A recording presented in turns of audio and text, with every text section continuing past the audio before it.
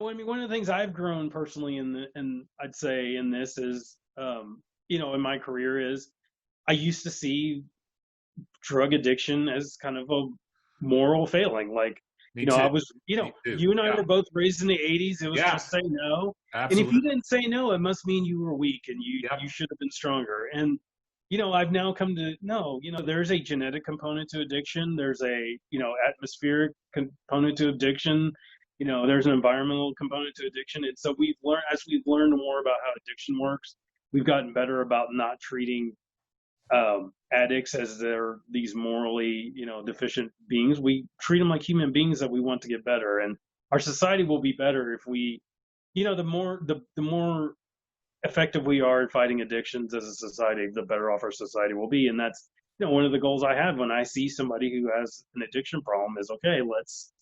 It doesn't mean there might not be some not so great consequences. I mean, you might, if you know part of treatment is recognizing there's consequences to your actions, but part of treatment is also us treating you like this is a disease. It's not a moral failing. Yeah. We need to, and we need to find ways to heal these people, and um, that's hard and it's frustrating, but it's also rewarding when you see somebody who's doing well. I get reports on probationers, and it's like, hey, this guy's been clean for a year and a half. I mean, that's a great thing, and Very gratifying. Very yeah, gratifying. Well, and Jesse, one of the my just like you said, my views on the drug war have evolved, but basically done a complete 180 because, like you said, we both grew up in the era. I'm 47. I think you're probably about the same age, I'll be 47. 40 in October. Yeah, Yeah. So, so anyway, we were raised in an age where we were told by Nancy Reagan that if you smoked a joint, you could die. And meantime, she's doing prescription medications while she's telling everybody this. And so I've really changed my mind about that. I worry a little bit that we're sending really good police officers, good men and women of law enforcement into a war in a way that they're never going to win it, right?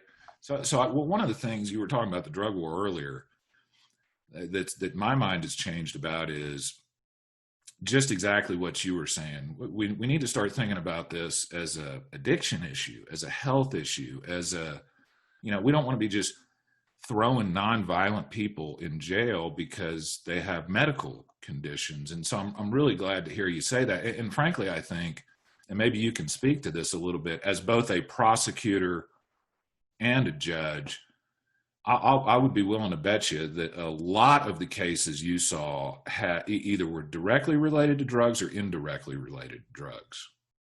absolutely. Yes. No, people get, addiction.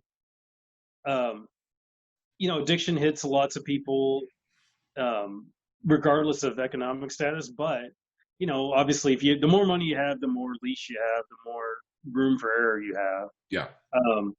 But, if you're sort of the kind of person that maybe not paycheck to paycheck, but at the end of the month you have a few dollars left but not too many, then you get addicted. All of a sudden, when all your money goes that way, or you alienate people you live with, and you next thing you know, you don't have a place to live, or you don't have to live, that leads to all sorts of secondary and tertiary crimes that um, puts everyone in puts you in a bad spot, obviously, as the addict, but puts everybody else in a bad situation as It well. puts the And police in a tough yeah, situation too, right? I mean, I was thinking about the Breonna Taylor case last night and the no-knock warrants, and man, that is a hard. Forget about. I mean, don't forget about. I mean, we need to consider what it's like to be on the other end of a no-knock warrant, but that puts the police in a really dangerous situation potentially, like going into somebody's house without. I mean, I know there are certain, probably very limited circumstances where that may be appropriate, but in general,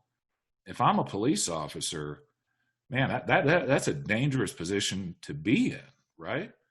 well, and I think one of the difficult things we have, when we talk about policing is I think we haven't quite wrestled with everything is a trade-off. So the more intensely, people talk about New York, in the 90s and the early 2000s, where sort of the broken windows theory of policing, right? Where Sure. Yeah. if Yeah. you Who was that? Edward Wilson or something? A sociologist, I think, wrote that yeah, paper. Yeah. if you police the small crimes, there'll be fewer big crimes. Well, one of the um, consequences of doing that is you alienate the people who are being policed. Yeah. You need more money to have more police officers. You need more money for more jail space, quite frankly. I mean, when you go down that road, there are trade-offs, and when we don't consider how we police people, when we don't consider, and that could be from either end of the spectrum, right? I mean, if you know, we've had situations, again, they're not my cases, and I want to be careful, but when there's stories of, well, they called the police because this person was acting weird. Well, calling the police because people are acting weird, okay, the trade-off, I mean, that's a pure trade-off situation. You mean you feel uncomfortable, so you call the police. Well, then if something bad happens, well, I mean, that's a consequence of you calling the police when people are acting weird, or when you get in a minor conflict with somebody and let's just have the police come in. We're having interpersonal conflicts, and the first resort is dial 911. Well, I mean, there are costs to that, and Yeah. one of the costs is bad things sometimes happen when you do that. And so, we're asking police officers to do more. In a way, I mean, we ask police officers to do things that they weren't trained to do. We ask them to do far too much. That's what I'm saying. Like I'm coming at this from the perspective of somebody who is a huge fan of police officers. I mean, I've represented police officers, firefighters in my business. I come from a family of law enforcement and military. I'm coming from the perspective of we're asking them to do too much, right? Like I'm thinking about the gentleman who was drunk in the parking lot of a fast food restaurant, I think in Atlanta a couple months ago. And rather than just call him an Uber and send him home, it ends up being a fatal confrontation. And I'm sitting there thinking, the police officers certainly bear some responsibility, but we bear responsibility as a society for asking them to do too much. And so, there's a famous quote I saw the other day from Dostoevsky about that you can judge the quality of a society, and I'm paraphrasing, judge the quality of a society by the condition of their prisons. And so I really like what you have to say about that. But, one of the things that kind of changed my thinking, Jesse, about the drug war was I started looking at the history of the drug war. And it turns out that after Prohibition, which was, we all know, kind of didn't work, right? I mean, Prohibition was an abysmal failure. The head, Anslinger, Harry Anslinger, I think his name was, didn't have anything to do. He was a former head of what wasn't called the DEA back then, but it was the equivalent of the DEA during Prohibition. And so he basically made up a story that the blacks and Mexicans were smoking this, quote, marijuana, and were raping white women and being violent. And so, all the reefer madness stuff, and all of this, by the way, was just completely made up. It was complete bullshit. Then you fast forward to the 60s, and there are tapes of Nixon talking to his campaign advisor when they started up the war on drugs, and it is explicitly racist. I mean, they explicitly say on tape, blacks and hippies vote Democratic. So if we can have a war on drugs, we can interfere with these people. It was purely political from the very beginning. It wasn't based on science. It wasn't based on any sort of evidence that people were more or less dangerous. And so what I worry about is if you have a policy that was explicitly racial in nature from its very origins, it shouldn't be surprising to us that those policies tend to disproportionately affect minority communities, because that was the whole point from the beginning. And so that's one of the things that kind of, and to me, Jesse, this is really important from both the black crime or the poor crime, whatever communities you're in, and the police brutality, and all these things I think are related, because like you're saying, there's different ways to look at the role of police officers. We can look at them as, quote, peace officers. Their job is to protect the community. And I can tell you, the officers in my community, which is a wealthy community in Houston, they look at their jobs as protecting our community. I worry that because of the war on drugs and some of the other incentives we've given police officers, that maybe there are some communities out there where the attitude is it's not our job to protect the community, it's our attitude to go in there and clean up the community, or it's a different kind of mentality, and so different results may happen. So what are your thoughts on those issues, Jesse? I think we just struggle as a society because we have we have a lot of deep, long seated issues that we just have not quite come to grips with. And I think sometimes the sugar high is, well,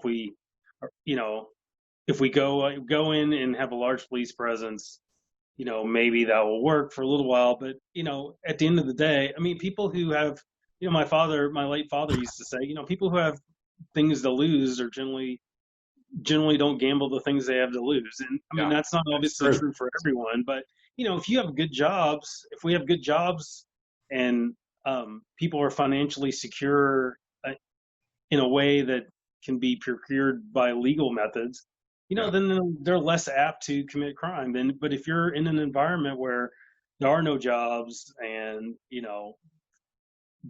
just the dynamics of the environment are not great, all of a sudden things that would not necessarily be an option to 12-year-old me are an option to 12-year-old kid that grows up in an environment where that's all he sees. And it's just, our problems are, the problems we have are just so entrenched, and using the police or using police tactics or using a law enforcement response, hoping that that's going to change. Again, I mean, we don't want, there's people in neighborhoods. I mean, that's sort of the paradox, right? The neighborhoods where a lot of, controversial police things happen are also neighborhoods where the people who are there want the police. They want them there. That's right. Yeah. That's they right. Don't want them to do bad things, but they want them there. And there's this notion, I think, particularly in the white community, Jesse, and tell me if I'm thinking about this right, but there's this notion that the black community doesn't want police officers there. And I think that couldn't be more far from the truth. I mean, that they want their communities to be safe. They want, I mean, everyone wants the police, and that's the thing. I mean, in 2020, there's very few things I think we can all agree on, but I think we all agree we want good police officers. Like, we want for sure good, fair police officers, and nobody wants. I don't think anyone wants to live in a society where we don't have any police at all, and you're just kind of at the mercy of the biggest, baddest person on the street. And if they're nice, then great, and if not, well, we got a problem. I mean, everyone wants good, hardworking, honest, fair, compassionate, slow to anger police officers. I mean, everyone wants that. But again, every institution that's staffed by human beings is going to fail us in one way or the other. That's right. And so, my view on that sort of thing, you're exactly right. Every institution, it's like some people will say, well, the government spent too much money on that, therefore the entire government is bad. Or they'll say this corporation did something they shouldn't have done, therefore corporations are all bad. That's just not true. Like with the police, I know, I bet you I know, you probably know hundreds of police officers. I bet you I know 40 or 50. The vast majority of the officers that I know went into policing for the right reasons, and they are still in it for the right reasons. And they're upstanding people that have a very, very, very difficult job that they don't get paid enough to do.